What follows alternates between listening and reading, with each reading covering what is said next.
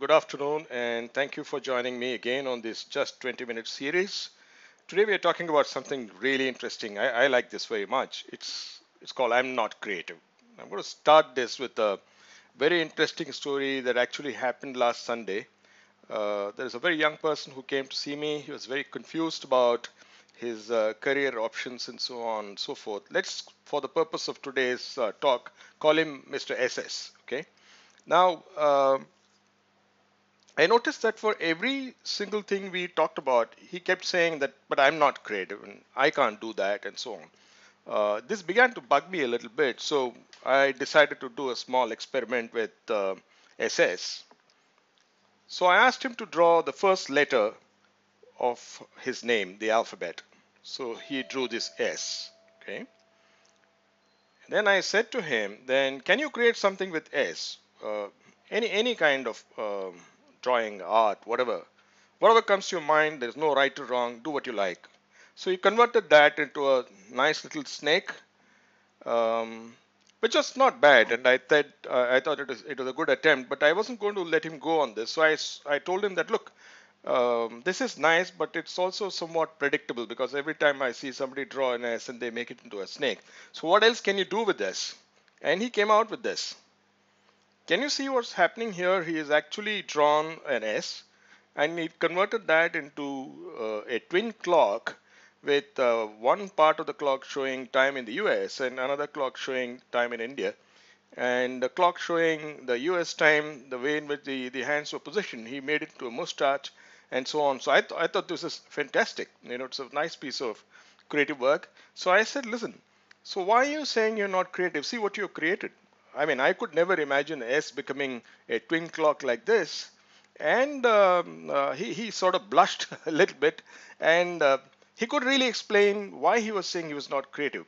Now, let me stop this story here because thereafter, the entire discussion changed its course and we were able to identify what his real strengths were and how he can actually move forward on that basis.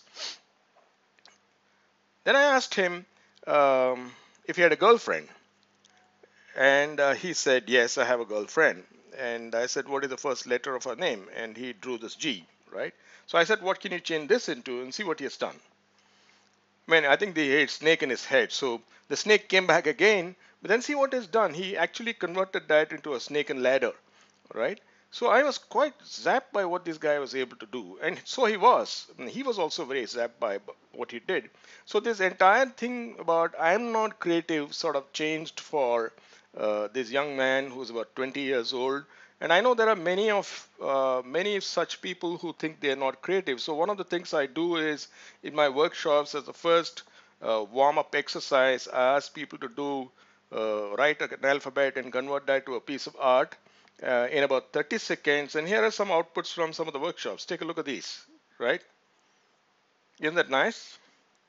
Or this, can you recognize the letter? It's M. M becomes a butterfly, right? So what a beautiful thing to do.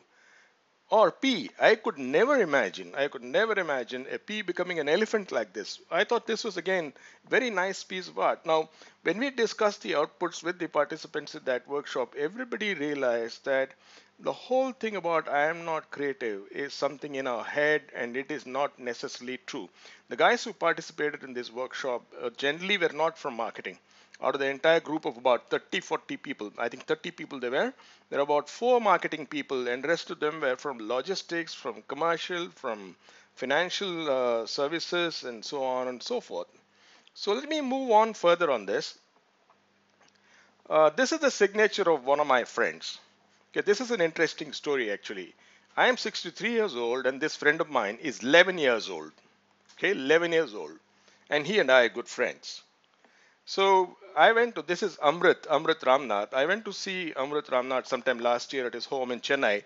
And then they have a very nice duplex apartment. And it has a nice little terrace attached to the flat. So when we were standing in the terrace and his parents and he were showing me around, he pointed out to a place called Cheshire Home, which is in the neighboring building. And Cheshire Home houses differently abled people and able children there, and he apparently goes there often to spend time with them, which I thought was very touching. So, so that part of the conversation rested there. And then when we came inside, his father told me that he has actually handed over his old Nikon camera to Amrit, and Amrit was playing around with that camera. So one thing led to another, and finally Amrit and I decided that he was going to spend a day at Cheshire home, photographing these people in various ways, right? And then he said, suppose we have a party with those people, and then I photograph them. How would that be? I said, go ahead and do that. So you know what Amrit did? He went armed with a whole lot of Play-Doh and soap bubbles and some chocolates and juice for all those people. And as they were playing around with that, he shot some pictures. And I'm going to share some of those pictures here with you. Look at this. There's the first picture. Not necessarily in a sequence, but this picture caught my eye. Actually, he sent me something like 200 odd pictures, and I have selected a few for this discussion today. I really love this. See the way, look at their expressions. This was very interesting. I mean, when you're actually showing a soap bubble shot, most of the people concentrate on showing the bubble, the result of the work. But here is something where the bubble didn't come, but look at the intensity of this person's face and look at the lighting. Amazing shot. And this, of course, is a nice bubble. But what I really liked is the way in which the flow too has come there. Okay, or this one, which is interesting. This is beautiful. And look at this lady. I don't know how old she is. Can you imagine the kind of expression there? I don't know how Amrit caught this. Okay, I really love this picture. Oh, look at this. Look at the happiness on this boy's face, or maybe a gentleman's face. I don't know how old he is, right? This is brilliant. So nice, so nice. It's a hot day apparently. It's not very late in the afternoon, but still, look at that. Okay, and then he had some really tight close-ups of what they created with the Play-Doh. This is some stuff that they had created. I don't know what they called it. And this is another piece. And look at this shot. And apparently Amrit had to lie on the floor, parallel to this piece. Okay, and this piece was a few inches high. He had to hold his camera very, very low to get a shot of this. I love this, and the hands in the background as well. Okay. Now, this one was not created at Cheshire, but it was created by somebody who is a very, very senior person who had come to visit the workshop. He was so intrigued by this Play-Doh business. So he was listening to the workshop and, watching the proceedings, and he was playing around with the Play-Doh. And lo and behold, this is what he created. And this person admitted to me that he never thought he could do it.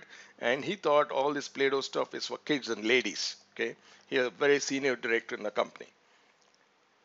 So why do we think we are not creative? What can we do about it? Okay. Take a look at this. Can you see what's on this picture? When I ask this question to anybody, 90% of the people point to that black dot. About 10% talk about the white space in this. This is what the whole thing is all about. We all concentrate on our faults and not on our strengths. Now, I'm not getting preachy here, but in fact, I'm going to make a confession. I'm learning Carnatic music, and I've been learning Carnatic music from 1975 onwards. That makes it 25 plus 12, 37 years. In spite of 37 years of work, I still don't have the confidence to go and sing on a stage. I get sweats, I get palpitation, I get really nervous singing, and if I go to somebody's place, they ask me to sing, and I make all sorts of excuses, and I'm always worried about whether the timing will be right, whether the Shruti will be right, whether the Raga will be right, and I always believe that I just cannot do a decent job. The fact is, there are many people who have told me that I have a decent voice, and then most of the time I do a fairly good job of singing. Nevertheless, I'm not adequate in my own eyes. Now, this is the biggest issue all of us face. So, there are some misplaced ideas of creativity. Misplaced ideas of creativity is that, I'm not like Rahman, or I'm not like Hussein, or I'm not like so and so, so and so. You always look at the iconic figures who we consider creative, and we're saying that we're not like him. When I was a kid, there is this guy who used to sell balloons, and he was also used to sell the single string violin, which was called the Iktara, or whatever it is. Now he used to sing, he used to play amazing music in that one, all sorts of film music. I bought that and brought it home, and I couldn't play it. The secret is that the guy was practicing daily, and in order to sell here to play very well, right? I was not putting in the effort, but expecting perfection and mastery over that, like he had, without the effort. So that is a major issue with all of us. So we are also unreasonable and harsh with ourselves. When we look at ourselves, why should we become experts or masters of anything in 10 days' time? It's not like instant coffee, right? It's not instant mastery. So we have to be nice to be ourselves, nice to ourselves. We have to be patient with ourselves, and we must encourage ourselves to put in effort on a continuous, regular basis if we really want to do something which we are happy with, and we call it creative. So there is a false sense of modesty which often pulls us down. If somebody really appreciates my piece of work, instead of acknowledging the fact that they're saying that and thank them for it, I turn around. So actually it's not all that much, and there are people who can do it far better, and so on and so forth. You know, so this is something that we all suffer from. The other thing we all chase is something called perfection. According to me, chasing a bus called perfection that never arrives. You can never be perfect enough. At some point you have to call it a day and get on with it. So what happens is, if you wait for perfection to arrive, you can never execute a job and release it. So this is another problem. We expect perfection in the very first attempt, and then grumble that we're not getting it right.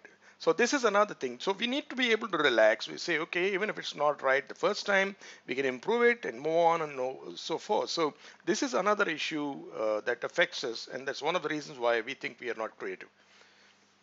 Oh, this is big one. What will others think? Most of us are driven by other people's opinion about our work, ourselves, and what they think of us will govern the way we dress, govern the kind of car I buy, govern the kind of job I go to, govern the kind of money I spend on holidays, and so on and so forth. This is a big stumbling block for people who believe they are not creative. That's because they constantly seek immediate approval and applause from other people. So if you really want to feel and be creative, the first thing that you need to do is to sacrifice this what will others think business. So, what is creative all about? Being creative, according to me, is seizing an opportunity and doing something with it, solving a problem and doing new things. It's not about music, it's not about literature, it's not about theater, it's not about anything else.